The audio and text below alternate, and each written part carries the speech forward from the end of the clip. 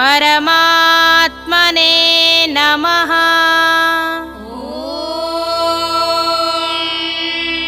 श्री परमात्मने नमः। श्रीमद्भगवद्गीता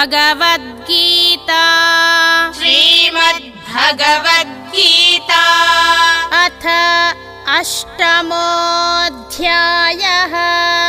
अथ अष्टमोऽध्यायः।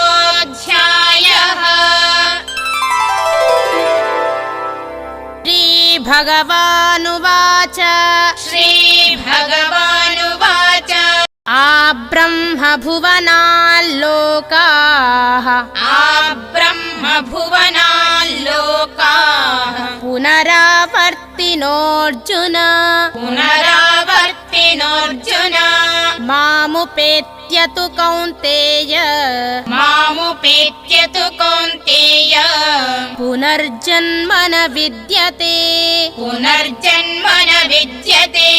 स ॐ तत्सदिति ॐ तत्सदिति श्रीमद्भगवद्गीतासु श्रीमद्भगवद्गीतासु उपनिषत्सु